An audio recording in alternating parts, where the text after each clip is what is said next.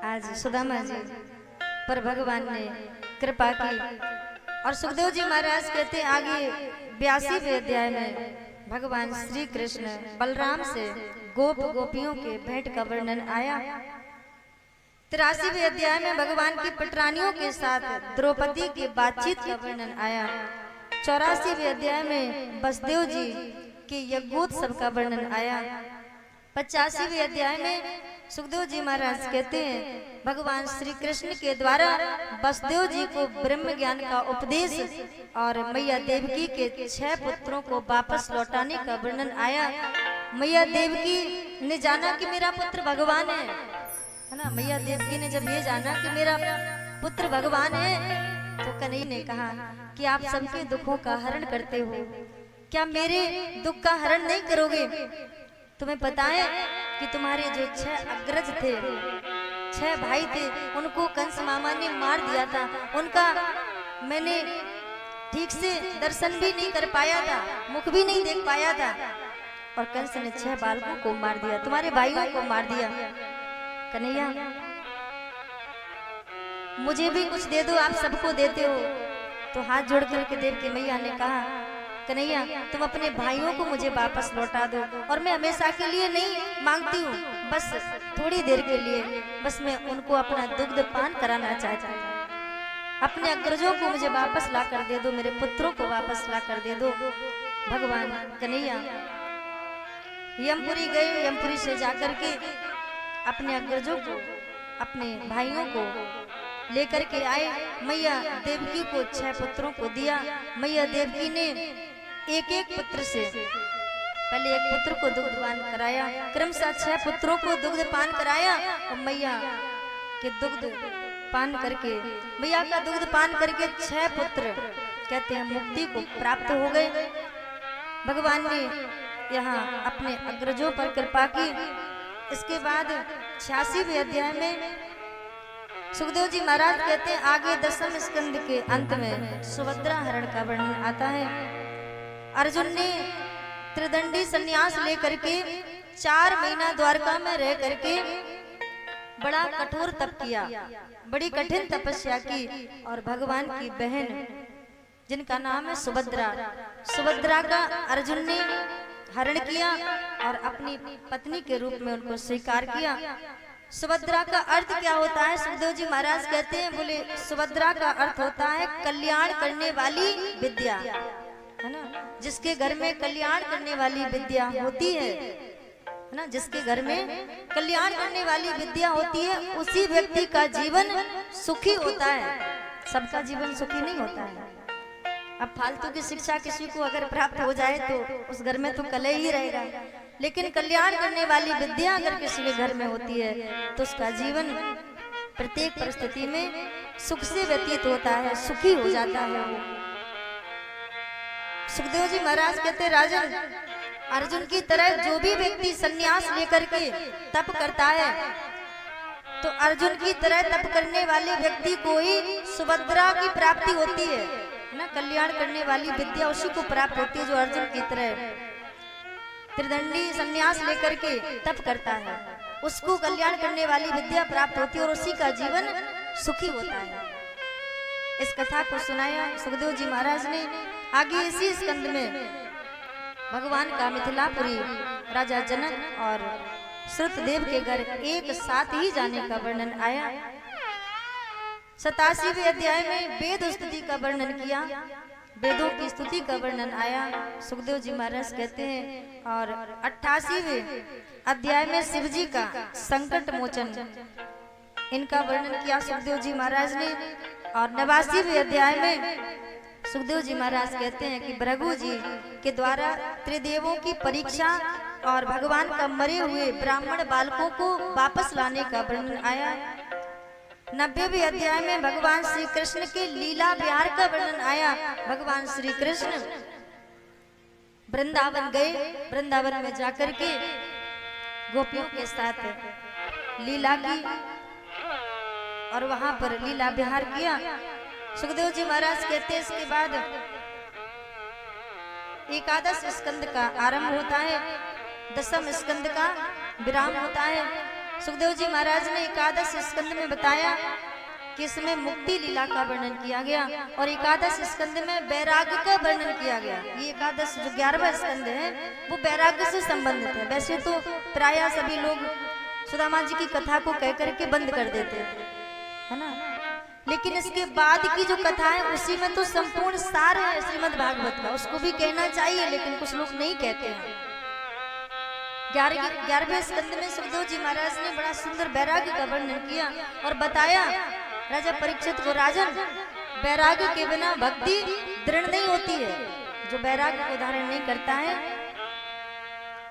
वो त्याग नहीं कर पाता, जो त्याग नहीं कर पाता उससे भक्ति प्राप्त नहीं होती है, जिससे भक्ति नहीं मिलती उससे भगवान नहीं मिलते हैं। एकादश स्कंद में भगवान को लग रहा है कि ये सब सांसारिक प्रवृत्तियां अब बाधा रूप बनती जा रही हैं। तो एक बार पिंडारक तीर्थ में विश्राम कर रहे साधुओं का मजाक उड़ाने की युक्ति कुछ यादव कुमारों ने बनाई और विचार किया, आपस में बातचीत की कि भगवान कहते रहते हैं ना कि संत जो कह देते हैं वही होता है ना, संत की बात हमेशा सच्ची होती है। और भगवान ने कहा भी है कि मोर वचन जय पर जय फीका, संत वचन पत्थर सम लीका।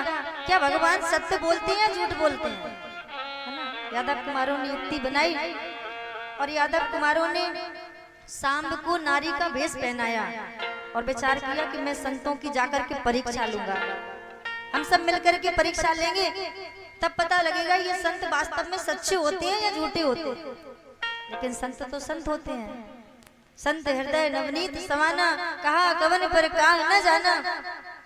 जब ये यादव कुमार सांब को नारी का वेश पहना करके संतों के पास लेकर के गए और जाकर के पूछा संतों से, महाराज भगवान कन्हैया कहते रहते हैं ना संत जो कह देते हैं वो सत्य होता है, संत वचन पत्थर सम लीका। तो महाराज मैं जानना चाहता हूँ, है ना।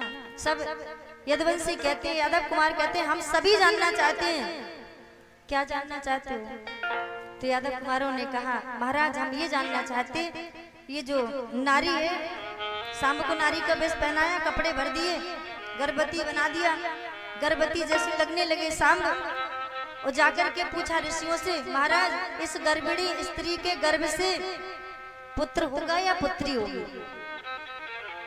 भगवान ने ध्यान धर कर देखा कि ये यादव कुमार संतों का अपमान कर रहे हैं। संतों ने भी भगवान का ध्यान किया, संत जान गए, वो संत त्रिकालज्ञ थे, वो जान गए कि सच्ची बात क्या है, ये मेरी परीक्षा लेना चाहते हैं। लेकिन भगवान की प्रेरणा से संतों ने यादव कुमारों से कहा, सुनो यादव कुमारों, ना इस गर्भिणी स्त्री के गर्भ से पुत्र होगा और ना इस गर्भिणी स्त्री के गर्भ से पुत्री होगी। क्या होगा? बोले इस गर्भिणी स्त्री के गर्भ से ऐसा भारी मूसल उत्पन्न होगा जो समस्त यदुवंश का विनाश करेगा।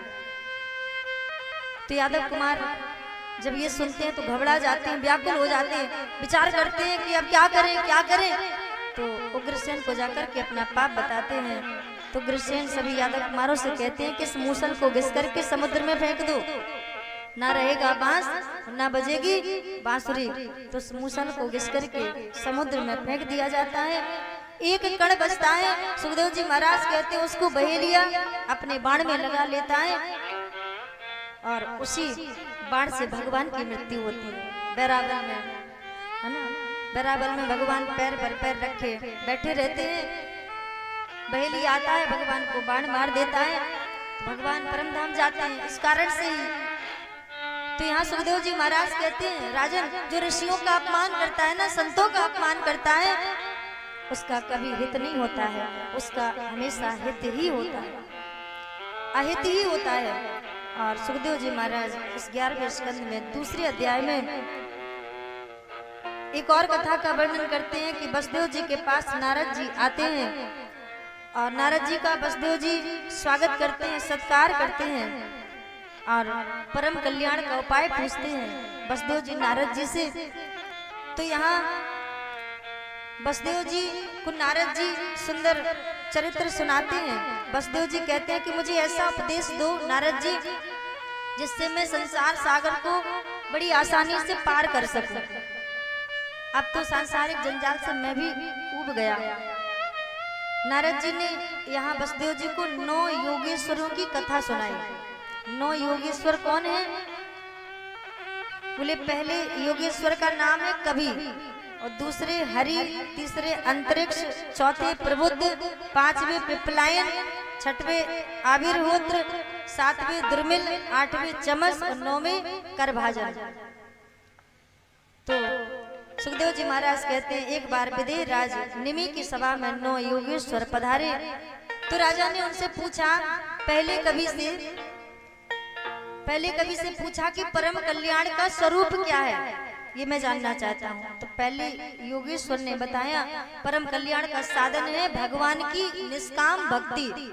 जो भगवान की निष्काम भक्ति करता है, निष्काम भक्ति, सकाम भक्ति कौन सी होती? सकाम भक्ति वो होती है जहाँ पर कुछ पाने की इच्छा हो, है ना। भगवान से हम कहते हैं कि भगवान हमारा ये काम कर दे, तो हम उनकी पूजा करेंगे, उनको प्रसाद लगाएंगे, ये होती सकाम भक्ति, कुछ पाने की जहाँ इच्छा हो। निष्काम बोले जैसे गोपियों ने की, जैसे प्रहलाद जी ने की, जैसे श्री हनुमंत लाल ने की, जो निष्काम भक्ति करता है, यहाँ कहते हैं कभी कि वो परम कल्याण को प्राप्त होता है।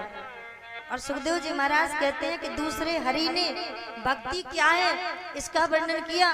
बोले भक्ति वो है, बोले प्रति क्षण भगवान का ध्यान जो करता है वही सर्वश्रेष्ठ भक्ति करता है। प्रति क्षण भगवान की जो याद करे, भगवान का जो ध्यान करे, वही कहते हैं भक्ति सर्वश्रेष्ठ कहलाती है। तीसरे अंतरिक्ष ने माया के लक्षण बताए, और चौथे प्रबुद्ध ने माया को पार करने के साधन बताए। पांचवें योगेश्वर पिपलायन ने भगवान का स्वरूप बताया कि भगवान का स्वरूप कैसा है। बोले भगवान का स्वरूप कैसा है? बोले जहां तक पृथ्वी का विस्तार है, सृष्टि का विस्तार है, उतना बड़ा प्रभु का आकार है, प्रभु का स्वरूप है। और प्रभु निराकार है, उसका कोई स्वरूप नहीं है, उसका कोई आकार नहीं है। सिया राम में सब जग जानी, करहु प्रणाम जोर जुग पानी। सब में भगवान समाये हैं, भगवान का वही स्वरूप है। बोले जो अनेक में एक दिखता है वही परमात्मा है। और यहाँ छठवें योगेश्वर आविर्होत्र ने कर्म क्या है ये बताया। गोस्वामी तुलसीदास जी कहते हैं कर्म प्रधान विश्व करे कर्म प्रधान विश्व करे कर्म प्रधान विश्व करे कर्म प्रधान विश्व करे जो जस करहु तस फल जो जस करहु तस फल जो जस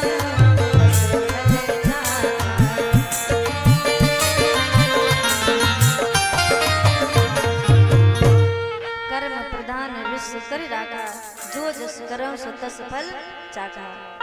बोले जो जैसा कर्म करता है उसे वैसा ही फल भुगतना पड़ता है। अच्छा कर्म कोई करता है तो उसे अच्छा फल मिलता है, और जो बुरा कर्म करता है उसको बुरा फल मिलता है।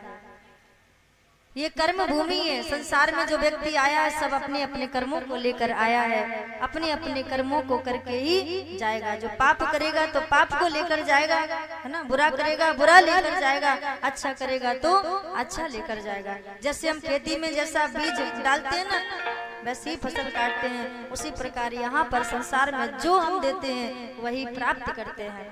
इसलिए वो देना चाहिए जो लेने की इच्छा रखो। यहाँ कहते हैं सातवें योगेश्वर दुर्मिल ने प्रभु की लीलाओं का वर्णन किया कि भगवान की लीलाएं अनंत है, हरि अनंत, हरि कथा अनंता, उनका कोई पार नहीं है। आठवें योगेश्वर चमस ने भक्तिहीन पुरुषों की अधोगति का वर्णन किया। नौवें योगेश्वर ने करभाजन ने भगवान की पूजा विधि बताई कि पूजा 2 प्रकार की होती है, स्थूल पूजा और सूक्ष्म पूजा। अगर किसी के पास सामर्थ्य है तो बड़ी पूजा करके व्यक्ति भगवान को प्राप्त कर सकता है, और सामर्थ्य नहीं है तो छोटी पूजा करके भगवान को प्राप्त कर सकता है। भगवान के आगे पूजा का कोई महत्व नहीं है, वस्तुओं का कोई महत्व नहीं है। महत्व किसका है? बोले भाव का। भगवान ने कहा है भाव का भूखा हूँ मैं, भाव ही एक सार है, भाव से मुझको भजे तो भव से बेड़ा पार है। और भाव बिन सुनी पुकारे मैं कभी सुनता नहीं, और भाव से एक फूल भी दे तो मुझे स्वीकार है, भाव से एक फूल भी दे तो मुझे स्वीकार है। 9वें योगेश्वर ने भगवान की पूजा विधि बताई और 6वें अध्याय में अंत में नारद जी ने वसुदेव जी से कहा, वसुदेव महाराज अब कृष्ण को अपना पुत्र मत मानो, भगवान कृष्ण तो साक्षात परमात्मा है। तो वसुदेव जी को और दुख हुआ, अरे परमात्मा जिसको छोड़ दे उसके पास फिर शेष रह ही क्या जाता है, अब तो परमात्मा के चरणों में ही मन लगाना पड़ेगा, मेरा पुत्र भगवान है। तो आज वसुदेव जी अपने पुत्र का भगवत स्वरूप में पूजन करते हैं और उनका ध्यान करते हैं। इधर देवता जाकर के प्रार्थना करते हैं भगवान से, प्रभु आप स्वधाम लौट आओ। स्वधाम लौटने की प्रार्थना सभी देवता भगवान से करते हैं। तो भगवान भी अब पृथ्वी लोक से जाने का निश्चय कर लेते हैं। सभी यदुवंशियों को लेकर के भगवान प्रभास क्षेत्र में आते हैं, और जब प्रभास क्षेत्र में आते हैं तो उद्धव जी को पता लग जाता है कि भगवान कन्हैया हम सबको छोड़ करके गोलोक जा रहे हैं अपनी लीला को संवरण करके। तो उद्धव जी आकर के भगवान के चरणों में साष्टांग लेट जाते हैं, भगवान को प्रणाम करते हैं। भगवान उद्धव को दोनों हाथों से उठाते हैं, अपने हृदय से लगा लेते हैं। तो उद्धव कहते हैं, कन्हैया मैंने सुना है आप हम सबको छोड़ करके जा रहे हो। भगवान ने कहा, हाँ तुमने सत्य ही सुना है। तो उद्धव हाथ जोड़कर कहने लगते हैं, प्रभु मुझे भी आप अपने साथ ले चलो, मैं आपके बिना यहाँ पर रह करके क्या करूंगा, आपके बिना मैं जीवित नहीं रह पाऊंगा, आप मुझे भी साथ ले चलो। तो भगवान कहते हैं, उद्धव न कोई किसी के साथ आया है न कोई किसी के साथ जा सकता है, व्यक्ति अकेला आया है और अकेला ही जाएगा। अकेला व्यक्ति आता है अकेला ही जाना पड़ता है, आया है सो जाएगा, राजा रंग फकीर, और कोई सिंहासन चढ़ चला तो कोई बंधा जंजीर। व्यक्ति अकेला आया है और अकेला ही जाना है। तो उद्धव कहते हैं, नहीं कन्हैया मुझे अपने साथ ले चलो। भगवान कहते हैं, कोई किसी के साथ नहीं जाता है उद्धव, ये संसार जो है ना ये तो सपनों का खेल है। भगवान उपदेश देते हैं उद्धव को, कहते हैं संसार जो है ना जो दिख रहा है ये सपनों का खेल है। जैसे स्वप्न में हमें कुछ भयानक दिख जाता है और स्वप्न टूटने पर जब हमें होश आता है तो लगता है हम सही सलामत है। कभी कभी हम सपने में देख लेते हैं कि हमें सर्प ने काट लिया और आँख खुलती है तो कहीं कोई नजर नहीं आता है। जैसे स्वप्न में है ना एक ही स्वरूप अनेक में दिखता है, वैसे ही सत्य तो यही है कि अनेक में एक ही तत्व समाया है, वही सत्य है।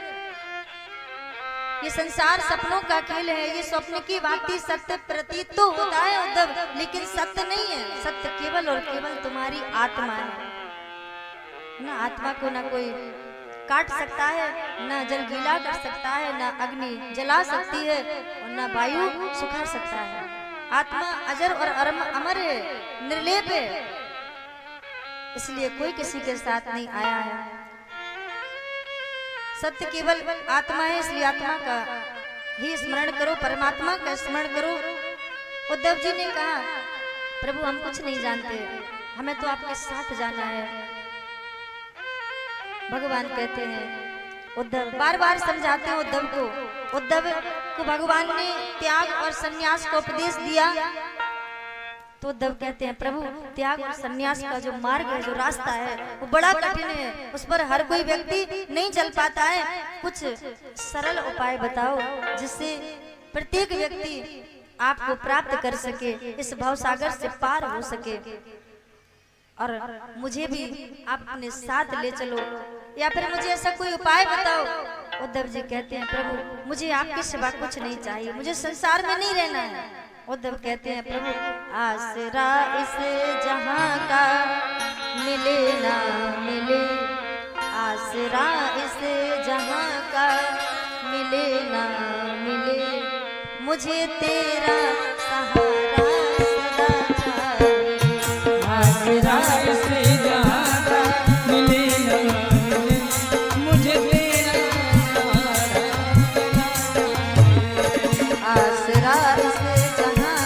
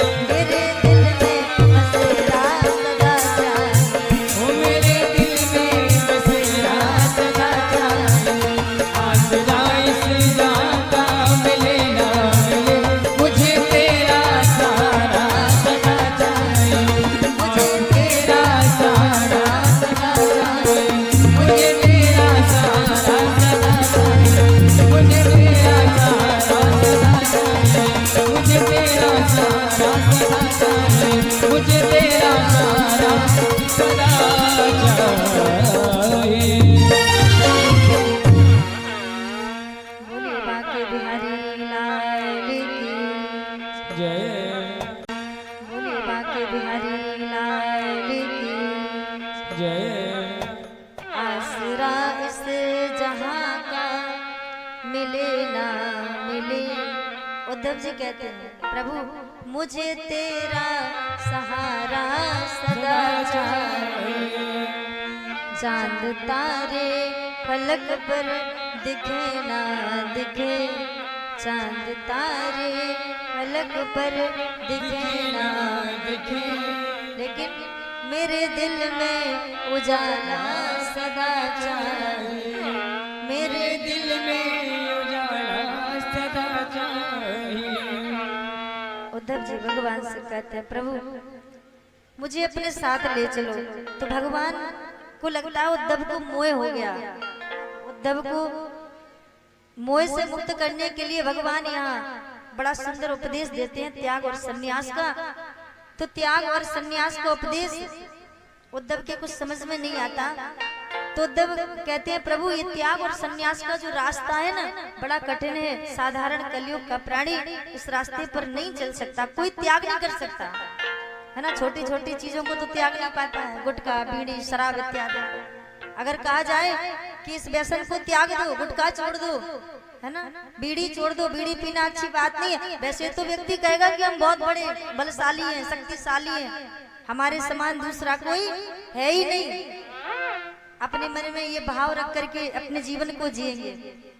लेकिन विचार करो आपसे भी बढ़कर भी कुछ है, जानते हो क्या? बोले वो है नशा। अगर किसी को बीड़ी पीने की लत लगी हो और कथा में कोई व्यक्ति बैठा हो बीड़ी पीता हो और उसको कथा में 1 घंटा कथा सुनते सुनते और लौ लग गई बीड़ी की, तो जानते हो कथा में भी उसका मन नहीं लगता। फिर वो कथा में सोट कर जाएगा पंडाल के पीछे और बीड़ी पी करके आएगा। अब विचार करो छोटी सी बीड़ी कितनी सी होती होगी? ज्यादा से ज्यादा जो पीता होगा उसे पता होगा 2 इंच की या 3 इंच की, ज्यादा से ज्यादा कितनी बड़ी होती होगी? 2 इंच या 3 इंच। इतनी सी बीड़ी, विचार करने वाली बात है, इतनी सी बीड़ी और 5 फुट के व्यक्ति को उठा करके ले जाती कथा में, बोले चल मुझे पी कर। अब विचार करो कौन बड़ा है? बोले व्यसन नशा बड़ा है या व्यक्ति बड़ा है? बोले इंसान बड़ा नहीं है कलयुग में, क्योंकि वो एक छोटे से व्यसन का त्याग नहीं कर सकता है। तो सुखदेव जी महाराज कहते हैं राजन वो भगवान को प्राप्त कैसे कर पाए? अगर कलयुग के जीवों से कहा जाए कि घर को छोड़ करके वन में चले जाओ, वनवासी बन जाओ, भगवान का भजन करो, तो छोटी सी चीज नहीं त्यागी जाती है तो घर को कैसे त्याग सकता है? परिवार को त्याग करके कैसे वन में जा सकता है? उसे कैसे भगवान मिल सकते हैं? आज यहाँ बड़ा सुंदर भगवान ज्ञान देते हैं उद्धव को। जब उद्धव पूछते हैं कोई सरल मार्ग बताओ, त्याग सन्यास ये सबके बस की बात नहीं है, सन्यासी हर कोई नहीं बन सकता, सभी विषयों का न्यास ही सन्यास है। जब तक सभी विषयों का न्यास हम नहीं करेंगे तब तक सन्यास को धारण भी नहीं कर पाएंगे। मन से सब विषयों का त्याग ही सन्यास होता है। अगर त्याग नहीं किया तो वन में जाने से भी भगवान नहीं मिलेंगे। आज भगवान ने कहा उद्धव तुम्हें हमने मनुष्य देकर बड़ी कृपा की है, अब तुम्हें स्वयं ही अपने पर कृपा करनी होगी, स्वयं अपना गुरु बना करके तुम्हें अपना उद्धार करना पड़ेगा। और इस संबंध में भगवान ने उद्धव को यदु राजा का संवाद सुनाया, दत्तात्रेय का संवाद सुनाया। कहा उद्धव एक बार अवधूत दत्तात्रेय जी महाराज विचरण कर रहे थे और यदु ने उनसे पूछा कि महाराज आपकी भांति मतलब आपकी तरह मेरा शरीर हष्ट पुष्ट क्यों नहीं है? आप तो सदा अपने आनंद में स्थित रहते हो, है ना, भगवान के भजन में आनंदित रहते हो, इसका कारण क्या है बताओ? तो दत्तात्रेय ने कहा यदु से, यदु आनंद संसार में नहीं है ना, संसार में क्या है? बोले संसार में तो दुख है, और जब संसार में आनंद है ही नहीं तो संसार में मिलेगा तो कैसे मिलेगा? आनंद कहाँ है? दत्तात्रेय ने कहा आनंद अपने भीतर है ना। उमा कहूँ मैं अनुभव अपना, सत्य हरि भजन जगत सब सपना। बोले क्या है? बोले भगवान का भजन ही आनंद है, भगवान ही आनंद है, हमारे हृदय में अंतरात्मा में ही आनंद विराजमान है, विद्यमान है। लेकिन हम और आप बाहर मंदिर में भगवान को खोजते हैं, आनंद को खोजते हैं, कहीं एसी कूलर में भगवान को खोजते हैं, आनंद को खोजते हैं, कहीं गद्दे पर लेटते हैं तो कहते हैं आनंद आ गया। वो आनंद नहीं होता है, उसे सुख कह सकते हैं। वो सुख तो हो सकता है लेकिन आनंद नहीं हो सकता। आनंद तो परमात्मा का स्वरूप है, परमात्मा ही स्वयं आनंद है। आनंद जब संसार में है ही नहीं तो मिलेगा कैसे? आनंद तो अपने भीतर ही है। आनंद को बाहर नहीं खोजना है, आनंद बाहरी वस्तु है ना नहीं है।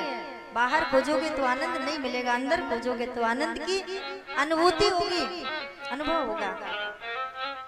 आज कहते हैं जब संसार में आनंद है ही नहीं तो संसार के जीवों को आनंद मिलेगा कैसे? अगर कोई मेडिकल पर जाए, वहां पर जाकर के पुस्तक की याचना करे कि हमें किताब दे दो, तो क्या उससे मिल सकती है? बोले मेडिकल पे क्या मिलता है? बोले दवा मिलती है, दवाई मिलेगी। पुस्तक कहाँ मिलेगी? बोले पुस्तकालय की दुकान पर। उसी प्रकार संसार में आनंद है ही नहीं तो मिलेगा कैसे? आनंद कहाँ मिलेगा? मिलता है सच्चा सुख केवल भगवान तुम्हारे चरणों, भगवान के चरणों में ही आनंद है। आनंद अपने भीतर है, जब अंदर खोजोगे तब आनंद की प्राप्ति होती है। दत्तात्रेय जी कहते हैं यदु से कि जो भी मुझे प्रारब्ध से मिलता है उसको मैं स्वीकार करता हूँ। मैंने अपने जीवन में 24 गुरुओं से ज्ञान प्राप्त किया, दत्तात्रेय जी ने कहा। वैसे दत्तात्रेय जी कहते हैं दीक्षा गुरु तो एक ही होता है जो मंत्र देता है, दीक्षा गुरु एक होता है, लेकिन शिक्षा गुरु अनेक हो सकते हैं। आपको जिससे शिक्षा मिले उसको गुरु मान लेना चाहिए। वो गुरु के समान ही होता है, जिससे ज्ञान मिले, जिससे शिक्षा मिले, वो गुरु की तरह होता है। दत्तात्रेय जी कहते हैं मैंने 24 गुरुओं को धारण किया अपने जीवन में और 24 गुरुओं से ज्ञान प्राप्त किया। दत्तात्रेय जी बताते पहला गुरु मैंने धरती मैया को बनाया और धरती मैया से मैंने क्या ज्ञान प्राप्त किया?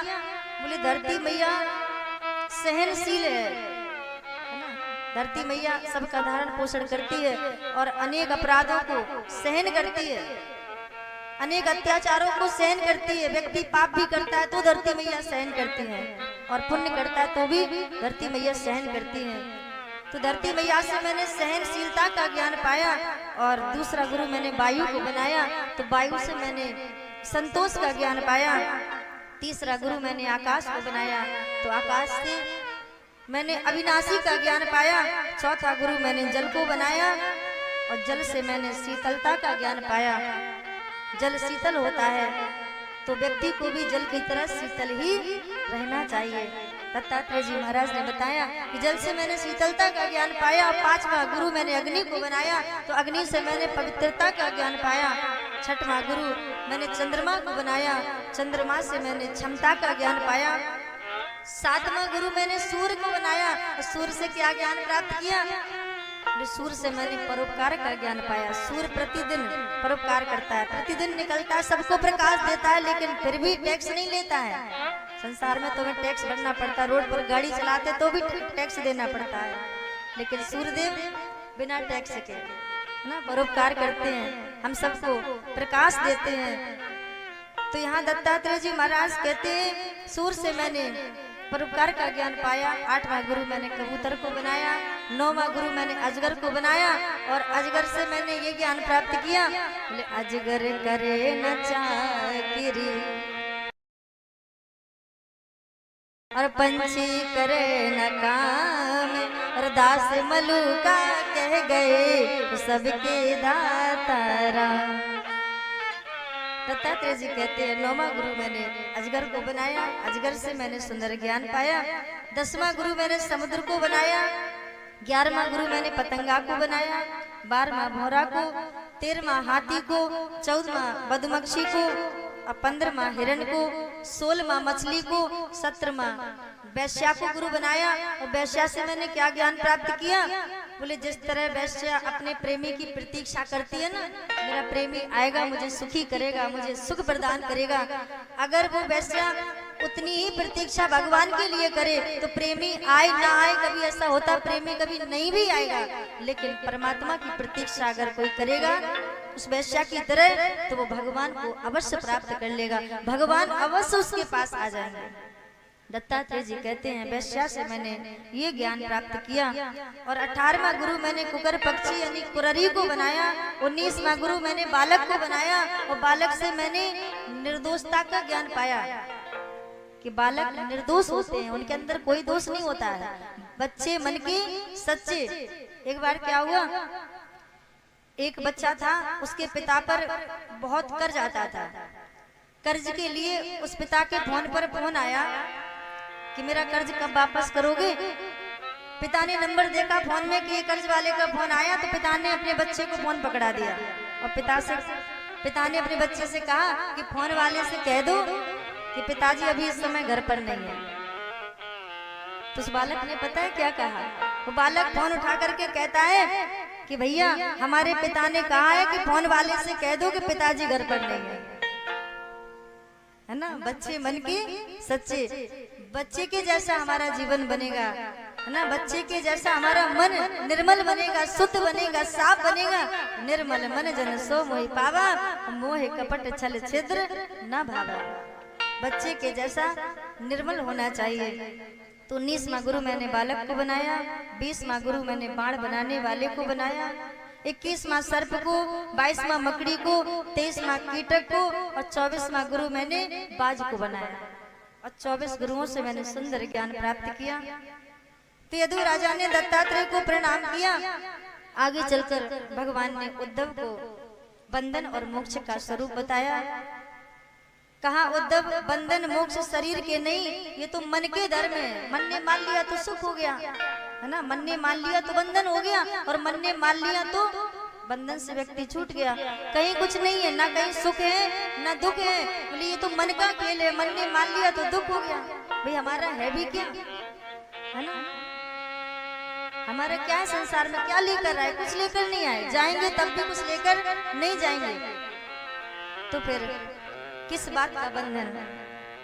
हमारा धन अगर लूट लिया जाए तो हम दुखी हो जाते हैं, यही तो दुख है। जबकि ये विचार नहीं करते अरे हमारा था ही क्या जो चला गया, किस पर रोते हो। मन ने मान लिया तो दुख हो गया, मन ने मान लिया तो सुख हो गया। कहीं कुछ ना सुख है ना दुख है। फिर भगवान ने संसार वृक्ष का वर्णन किया। कहा उद्धव ये जो संसार है जो आप देख रहे हो, ये एक वृक्ष है, ये एक पेड़ है। ये संसार एक वृक्ष है और इसके बीज हैं पाप और पुण्य। यहाँ पर जो जैसा कर्म करता है उसे वैसा फल मिलता है। और संसार वृक्ष की जो मूल जड़ है वो क्या है, बोले वासनाएं ही मूल जड़ है।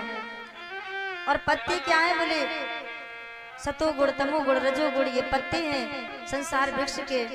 मन डालियां हैं, आज मन इस डाली पर बैठता है, कल दूसरे डाली पर बैठता है। मन कहता है आज मुझे रसगुल्ला खाना है, मन कहता है आज मुझे फिल्म देखना है। तो हम और आप उसी के चक्कर में लगे रहते हैं, अपने इंद्रियों की पूर्ति में लगे रहते हैं। और भगवान कहते हैं उद्धव संसार वृक्ष के जो रस हैं वो क्या है, बोले ये विषय संसार के। व्यक्ति इसी में उलझा रहता है। और संसार वृक्ष के फल क्या है, बोले सुख और दुख। जो जैसा कर्म करता है उससे वैसा ही फल मिलता है। अच्छा करता है तो अच्छा फल मिलता है, बुरा करता है तो बुरा फल मिलता है।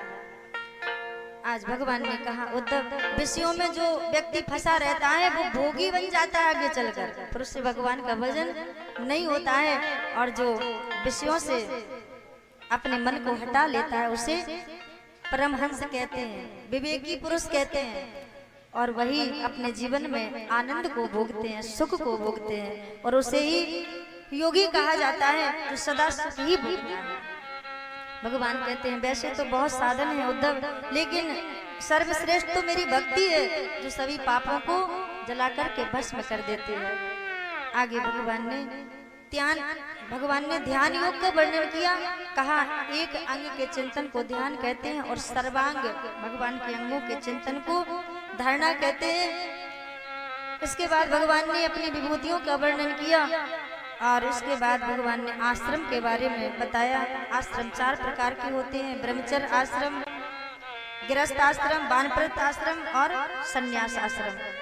और कहा सभी विषयों का न्यास ही संन्यास है। इसके बाद भगवान ने उद्धव को भक्ति, ज्ञान, यम, नियम आदि का साधनों का वर्णन किया।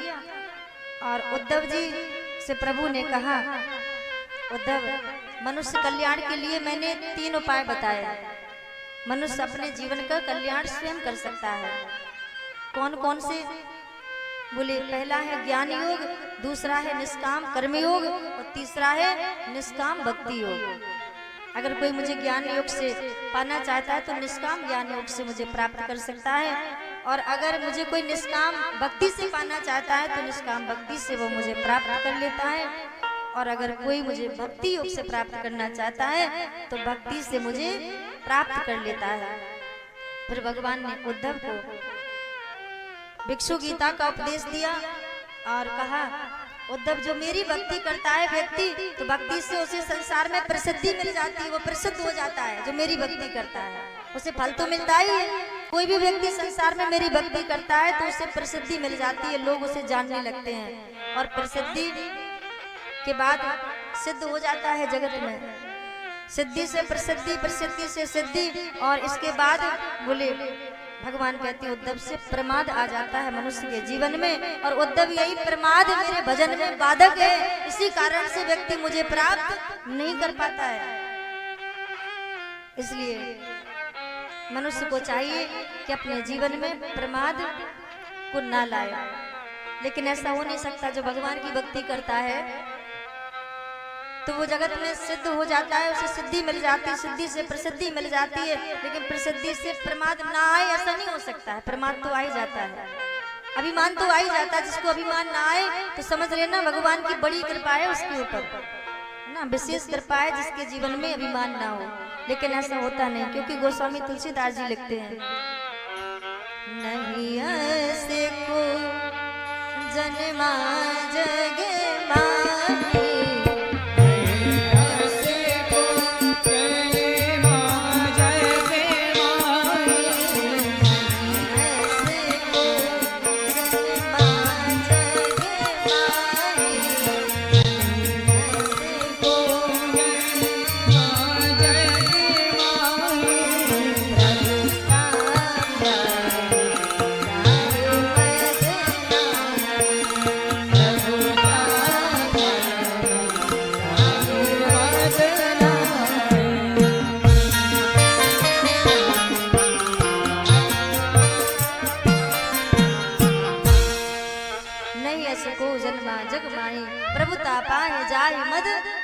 ऐसा कोई जगत में नहीं जन्मा कि भगवान की सिद्धि प्रसिद्धि मिल जाए और प्रमाद ना आए।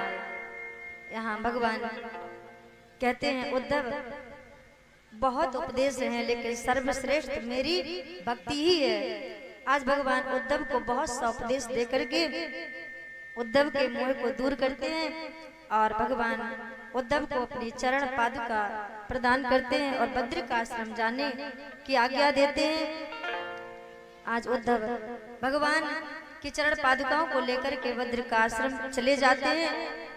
फिर यहाँ सुखदेव जी महाराज कहते हैं कि यादवों का फिर प्रवास क्षेत्र में आने का वर्णन आता है, और मदिरा पान करके आपस में झगड़ा करने का वर्णन आता है, और एक दूसरे को मार डालने का वर्णन आता है। सभी यादव कुमारों ने एक दूसरे को मार डाला क्योंकि श्राप लगा था। उस श्राप के अनुसार सभी भगवान के धाम गए, और भगवान फिर शांति से बैठे हुए थे बैरावल में, पैर पर पैर रख के। तो जरा नाम का बहेलिया आया, उस भगवान के पैर में बाण मारा, तो भगवान भी स्वधाम चले गए। बोले बाके बिहारी लाल की। और भक्त कहते हैं, हे मुरलीधर छलिया मोहन, हम भी तुमको दिल दे बैठे। मुरलीधर छलिया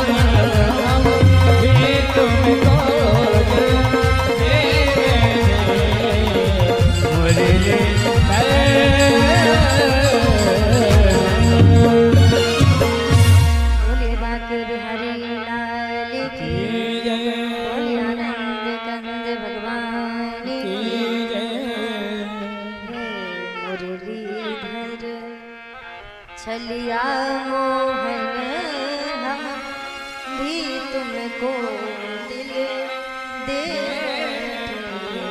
गम पहले से ही तो कम तो न थे